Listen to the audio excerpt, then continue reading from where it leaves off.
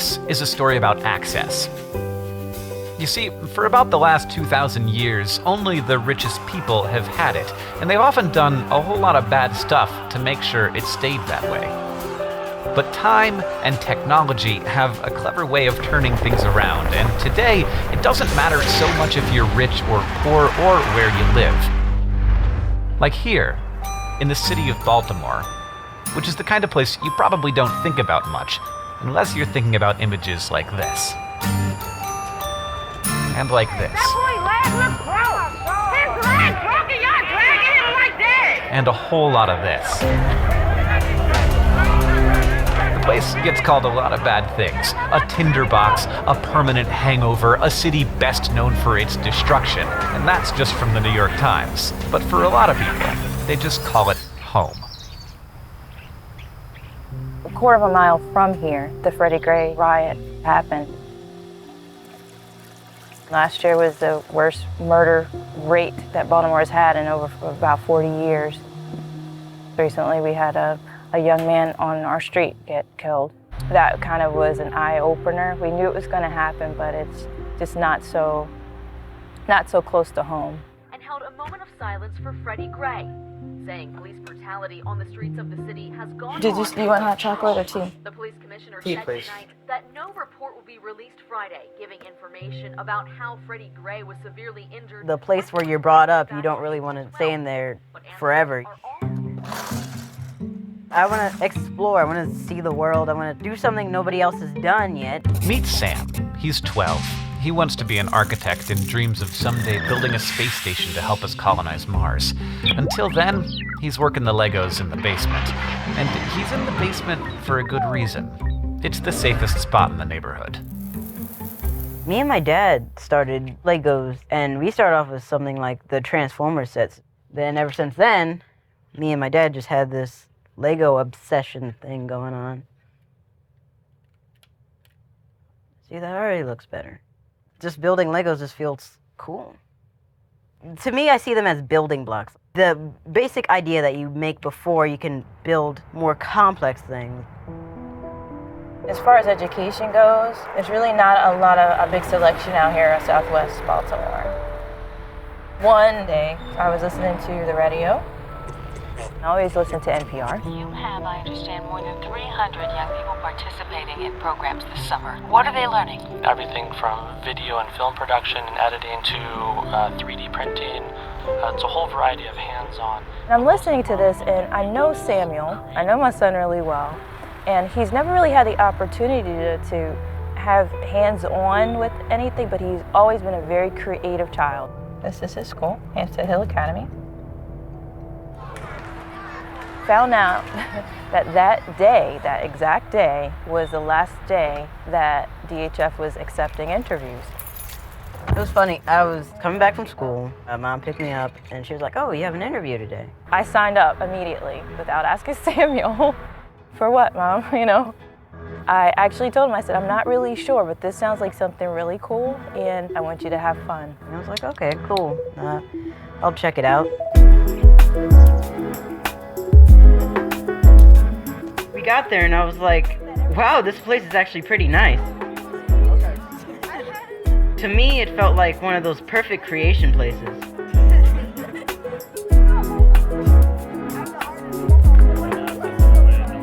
You could draw on the tables, you could draw on the doors. You can go to the teachers with your ideas and they're like, oh cool, let's help you make that.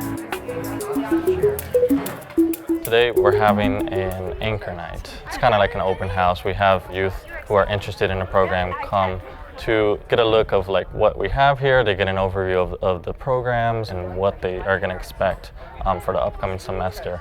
So the challenge for today for the youth, and if the parents want to participate, they can. It's a lot of fun. They create an object that will fly out of the tube. The higher and faster, the better. Have fun with it, be creative.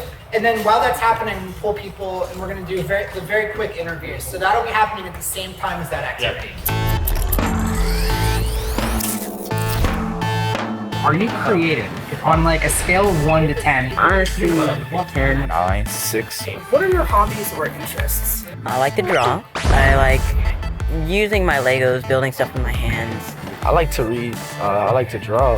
I like singing and dancing. What do you make? Designed for spaceship specs. I make buildings. I started very early. I had Lincoln Logs. I bake my own dog treats for dogs. And I have my business and I have a website and I have 9 different flavors. What? I did not know this about you. You can order treats online from me. The Barkery 116. That's awesome. Recently, I've been getting into like making computers and things like that. When youth come into our space and we ask them, what do you want to make?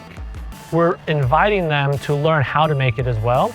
And the intrinsic value that comes from that is incredibly sticky. They sort of come in as these little babies. They're just ready to be formed. They're not being told what they're going to do. They're not being told step by step. In the school day, they're told what to do, how to do, when to do it, and how they're going to be evaluated on it. But in our tech center, youth are solving problems that they come up with. There we go. Does anybody have any darts? Did it work? Oh, really? Yeah, hi, Andrew. T. Mitchell, nice to meet you. And this is Samuel. I knew he had a knack for it. There was not a lot of places to kind of Yep. check to see if it was something. Yeah, to sample, to taste it. And to have the equipment that you can actually really see it. I just know his strengths. He's great with his hands. He's a Lego fanatic. He's great with computer games. Yes, that means a fan. F-A-N.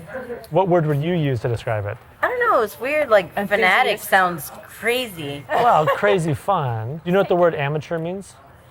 The French word amore is love. So amateur comes from that same root. It's all about that it's something you love. It's not something you do for hire, right? Not something you do necessarily professionally, but it's just like you have this passion, this love. Whatever word you choose to describe, you enjoy it is the bottom line, huh? Yeah. Okay, well, awesome. Well, I'll let you keep making and when I was a teacher, I remember telling my students one day I could get them a job making a website. I set about finding a small nonprofit that needed a brochure-style website, told them I had some kids that could make it for them, taught the kids how to do it after school, and the kids got paid, sometimes even at a better hourly rate than their own parents. And then more kids came knocking at my door saying, do you have more jobs? We stepped out of the after-school space into our own nonprofit doing this all the time. I was thinking, what if this after-school club could actually serve a lot more youth? I said, okay, there's this rec center, it's shutting down, let's save it, but let's reimagine a rec center as a tech center. When we started, it was 20 kids in my after-school club. Now even that we've grown to at a scale of being able to serve 2,500 kids, that's still not even a drop in the bucket. There's 84,000 kids in Baltimore City schools alone. And then you start talking about the state and this country, and that number just skyrockets. We live in, I think pretty exciting times. For most of human history, most people got no education. One of the biggest challenges we've always faced as a country is inclusion, and we're getting better and better. We're on a continuum. Genius is common. The brain is capable of so much. Every single one of us, we all have that brain. We need leaders, we need people to try stuff, we need innovators, we need disruptors. If you're in an under-resourced school in the United States that might have, in the past, have had old textbooks, now for free, you'll have access to the best information. It'll be interactive. The same tools that the kids on the other side of the railroad tracks have access to. Shouldn't matter what zip code you're born in. All Americans should be included. That's the American way. So tomorrow's my first day at Digital Harbor Foundation. I can't wait to actually see what it is. So what are we doing today? We are practicing recording. Oops, okay. Right, ready? 3, 2, 1, go. Hello. Right now, I am... Hello, guys. My name is Samuel Mitchell. Okay. For real. And you didn't even say hello. It's a movie. We're in a movie, okay? You don't go through a movie like these nerds. Okay, ready? Okay, ready? I was finally natural and okay, you ready? ruined it. Right now, I'm doing a project with 3D printed figure on my game with Bacon Man. Second of all, I'm going to have my project where Bacon Man is fighting evil robots. So far, I'm working up the explosive animation for the evil robot, so hope it goes well. See how this isn't quite lined up, right? Mm-hmm. So I need you to get it so that it lines up better. It looks really cool though. It looks very much like bacon. It's not about the age, it's about the interest and willingness to work hard on a problem. David, you know that we have some programs across the hall. Did anybody tell you about that yet? I got a phone call from Andrew, and he said, I need to talk to you and Steph. And I said, okay. And so we came into the office, and Andrew was like, I've got this opportunity to go to the White House and be a senior advisor on making for the Obama administration. You don't really say no when the White House asks you to do something, but is it the right time? What an honor. Like, who gets to be asked to, like, handpick to come to the White House? Like, we want you. You're our #1 pick. Can you do it? I don't want to be the person to say no to that, but I have a whole list of reasons I've already come up with to say no to that. On the one hand, it's you want to be excited for him as a friend, and you want to say all the, that this is great for you. And on the other hand, you're worried about your own skin and saying, well, what about us? What are we going to do here? DHF was something that I wasn't interested in seeing it suffer, even with a great honor. It was a bigger idea than any one person. We made as a calculated decision that DHF could live without me at the head. And even though I had been running around talking a lot about it, it was a whole team. Then the question became, well, who would fill his shoes here? And ultimately, Andrew, and this is how he got us hired here, he said, I just keep thinking it should be someone like you and Steph. Handing the reins over to Sean and stepping into this role, it was the right thing to do and to answer the call to serve. So I've joined the White House Office of Science Technology Policy team to build out more makerspaces, specifically in underserved communities, to humbly lay a foundation that others will be able to walk on.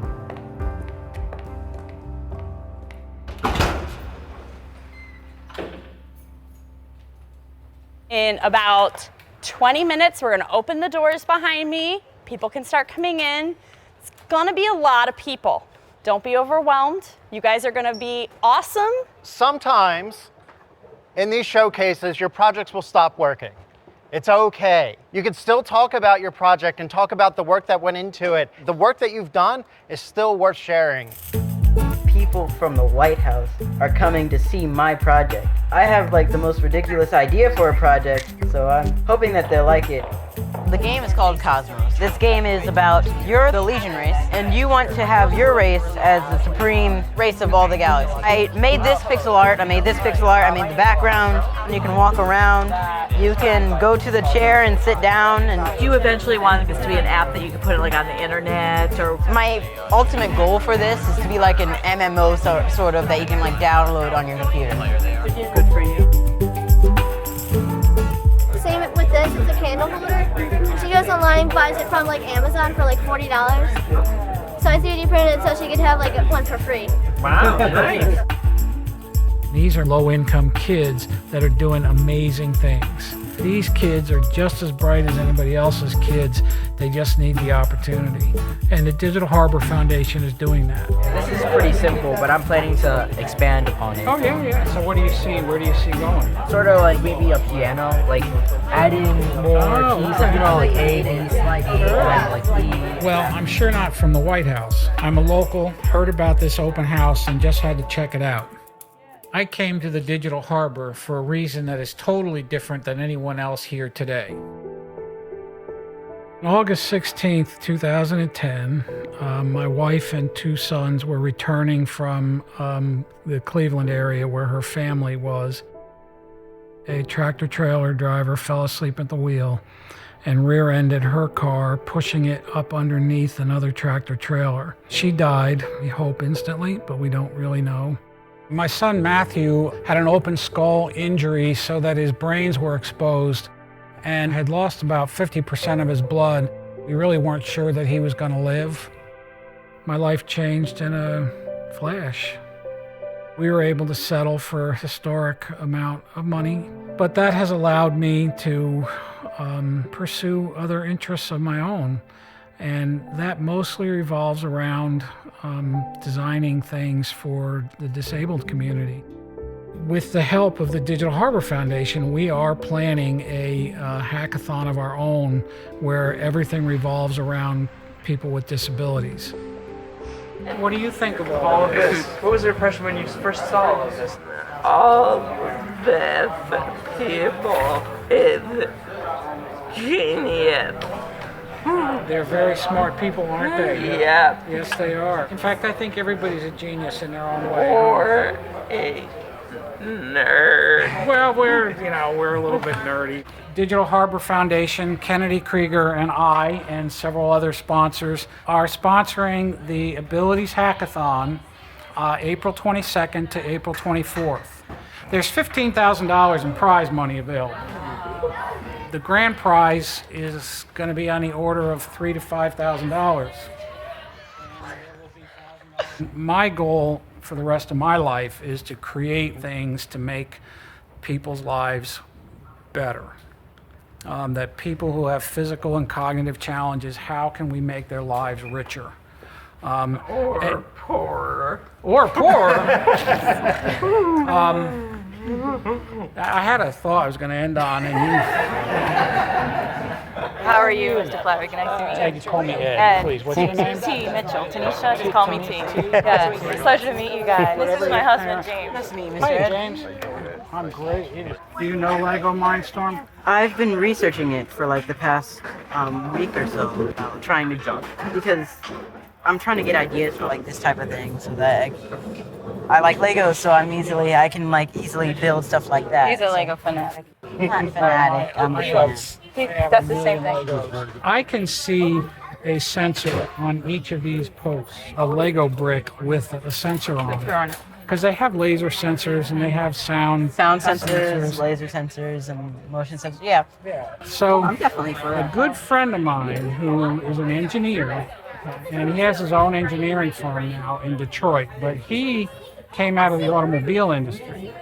He knows all about this crash avoidance stuff and actually how the automobile companies do it. He is going to come to the hackathon, and he wants to be on your team. His name is Tom, and if you guys will give me your email or any contact information, here's mine. There's lots of brains. Lots of brains. 13. How old are you? You tell me all the time. 18. He wants to go to Canada so he can drink beer. That's right. It is illegal. See, I didn't know that. Well, let me tell you what. Ed and his son, pretty nice people. I definitely want to do my best during this project. I know that I'll be able to show what I have in my mind in this. And I also want to help a lot of people, so it's a win-win situation. I've been drawing up specs, brainstorming, and I'm also going to get some help from my friends and another worker and see what I can do. Hey Sam, how are you? I'm good, how are you? Doing all right. Nice to finally meet you. I think for the purpose of the hackathon, we should talk about picking, one platform and working on that platform. Are we going to do Mindstorms? Are we going to do Arduino, which is very, very similar and easy to code?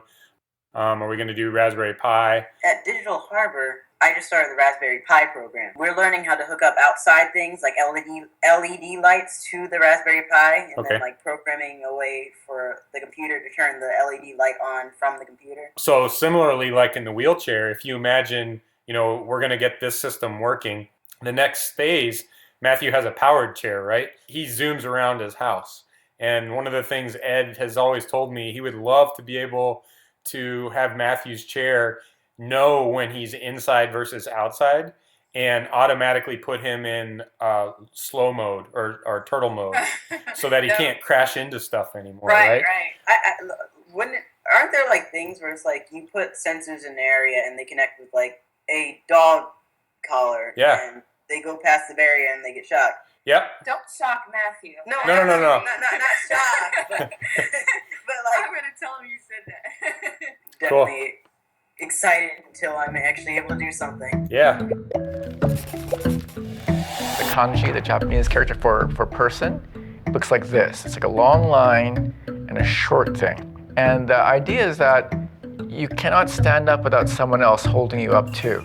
Anyone could be a mentor. It makes a big difference if parents are encouraging. It makes a big difference if you have a high school teacher who says, you know, you could do that. You could do physics. You could do engineering. What's the harm in reaching out? Especially if you ask specifically, would you be my mentor? That touches your heart when you hear that. That's a beautiful thing to ask for, and it's a beautiful thing to give. I was in 7th grade, and I literally got out the phone book and sent a handwritten letter to every engineer in the phone book. Well, my life, I think, is just a sum total of everybody who has helped me so far. And once you open yourself up to not having all the answers and you reach out for help, everybody becomes your mentor. Every conversation is a chance for you to be a better version of yourself.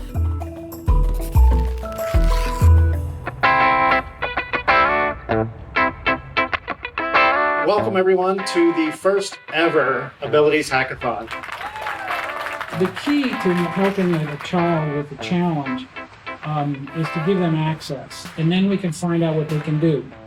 And so that's our job this weekend.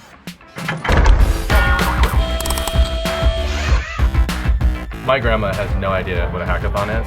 Okay. Tell her. You know, it's a bunch of people from the community getting together under one mission. Anybody from any background, engineers, designers, artists. They utilize available resources to come together and fix a problem. Or it doesn't even have to be a problem. I know some hackathons where it's like, let's just make stupid stuff. They're really training exercises, try to do a rapid prototype. This time we're actually bringing together technologists and hackers and makers and bringing them together with occupational therapists, physical therapists, speech therapists to work together on solving different access issues for people with need. So after this hackathon, they'll have a month to prepare their projects again and resubmit them and re-present them to a panel of judges. And hopefully they'll go to market with the actual products and solutions they come up with. You're a new face. Hi, I'm Ed. I'm Jen. Jen, nice to meet you. This is probably the most audacious thing I've ever done in my life. I walked into a room of hackers and said, we're going to have an abilities hackathon in 6 months. And I didn't even know what a hackathon was. This thing is full of problems. The wheels are too small. They have a single roll rate. After 6 months of working on this project, I walked in here not knowing if there were going to be 0 people. And when I came in here and we had 50-some people in the room, I was just as high as a kite. How you doing, Matt? Hi. How you doing today? Good. We're gonna make a little light to flash at you and a buzzer to buzz if you're getting close to stuff with your wheelchair. So you know to stop, so your dad doesn't have you run into your cabinets anymore. Right? Yeah. Yeah? Where do you run into stuff most on your chair? Mostly everything. Mostly everything. You do that on purpose, though. Trying to figure out which part would hit first. So see how it swings. Is this similar to what Matthew has? Similar. So we could put it like something on here. We want to accomplish a wheelchair system that incorporated a bunch of sensors and focused on collision avoidance. Sam and I met a bit on Skype a couple times and we talked about a bunch of different ways to solve the problem. And after we saw the wheelchair, Sam had some other ideas and we came up with kind of a different direction. So we need like a sensor up high, if we can get it up high, to pick up the big stuff, and then we have to worry about where this is swinging. Like we could put something here but a little bit angled. Right. The ultimate goal is to help people, definitely. If it does go to the marketplace, I would be satisfied that something that I worked on can help people around the world. I would just love to take this type of thing apart. I think that's why it's here. Tom's been patient with me because I'm learning a level of programming right now in Digital Harbor, but at the moment we're doing like some very advanced stuff. Go ahead and hit enter. And so now you should have a directory called Scout. All right, so how do I pull up? Okay. You can build anything with code. Anything basically electronical has some form of computing system in it where you can just go in there and code stuff. I am determined to actually know how people do this.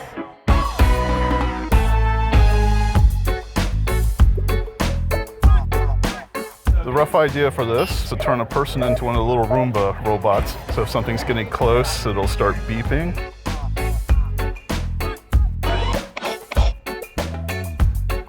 We're trying to make a prosthetic system that can be adjusted and modified by the person using it. They don't have to rely on the doctors, they don't have to rely on the technicians, so they can help themselves.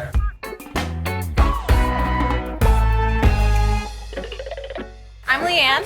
My name is Jacob. What are you working on? Nothing. You want to help us? Sure. Well, we are making a backpack holder. One of the problems Matthew has is when he's sitting here in his chair, he cannot reach his backpack. So we're gonna make a rod that wraps around so that he can slide his backpack to the side here. And we got a towel rack, PVC, some screws, some hose clamps, carabiners, and rope hooks. Does that sound like it's gonna make the thing? Not really. Not sold. I design products, that's what I do. Traditionally, apparel, you don't really think about disabilities. I actually was just talking to somebody who had limited control on her right side, and we were talking about bras and how difficult it is to put a bra on with one hand. And I was just in the bathroom and trying to like operate with one hand, and I was like, holy crap, that is so hard to like just put your pants on. Reaching back, maybe we can like adapt it to us doing a little exercise as well, because it can help us get a six-pack so we can get our beach bodies together and we can ride on the sand and look good, you know? Well, but it would be cool if you could just have it within reach, where it was the top of your bag is right here. Things on the side of the chair, because then you can't get through doors. Exactly. Well, and that's why you'd want to be able to put it back. This event has been really special because we get to actually interact directly with the people we're making things for. It's not about knowing the right way to do something, it's about just figuring it out.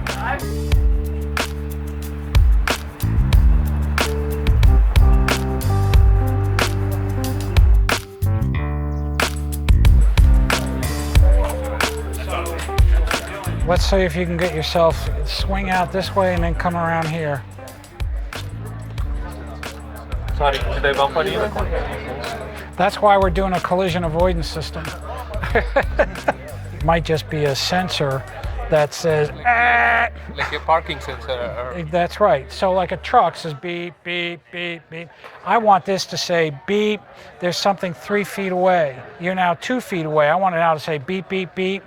And now you're 6 inches away. I want it to scream at you, right? So what's in the market today? Nothing. Nothing. Nothing. Maybe it's the people talking in the background, is that it? Or the noise in the background? It might be.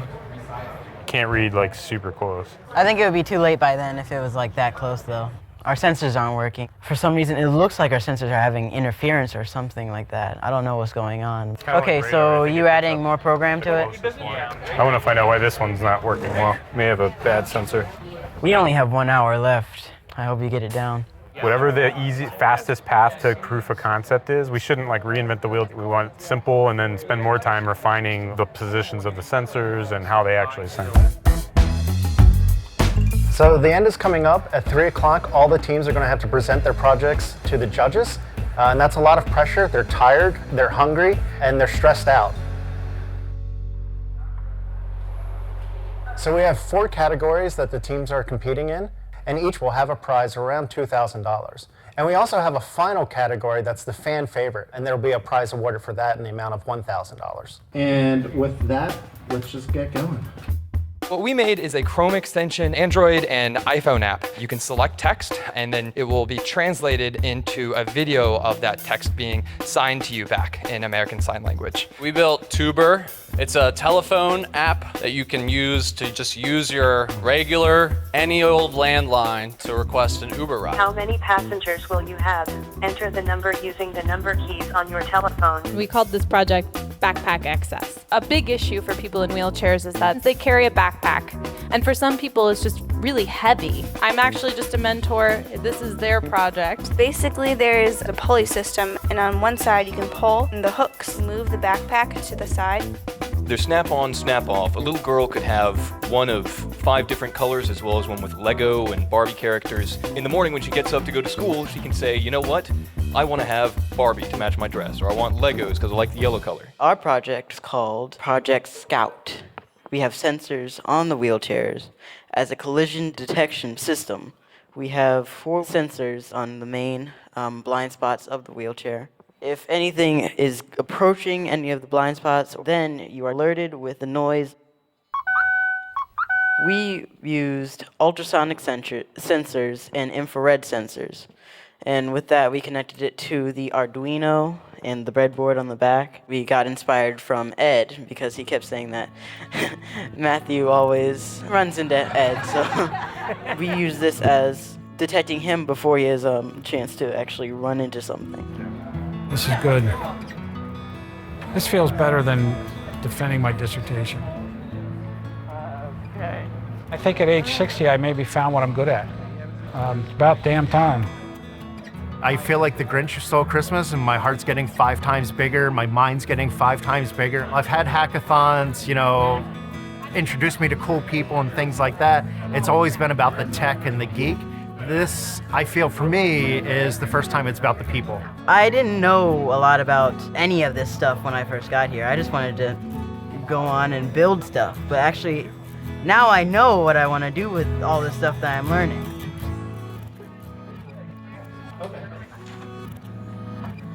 So for transportation and mobility, backpack access.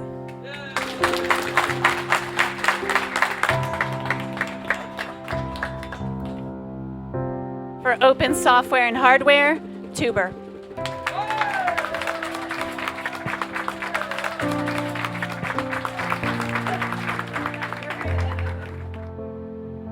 And we have the fan favorite, all right? Project Scout. Come on down. He was totally surprised. I'm so proud of Samuel for the work he did and for sticking with it, staying up till midnight to finish the project. And he's just already saying, okay, I'm gonna do more. Come here, big guy. Come on.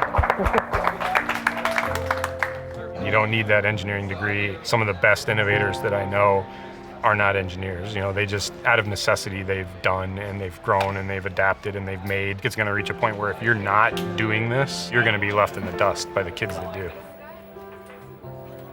Samuel's already got an immediate challenge. He's a young black man in Baltimore City. He understands things that are going on in our neighborhood. Things that are happening in Baltimore City are really rough.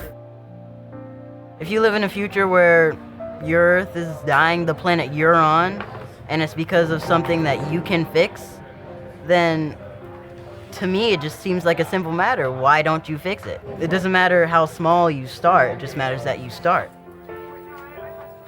As the world gets smaller and more connected, everyone's got a part to play in it. And today, America needs more of us to get involved than ever before.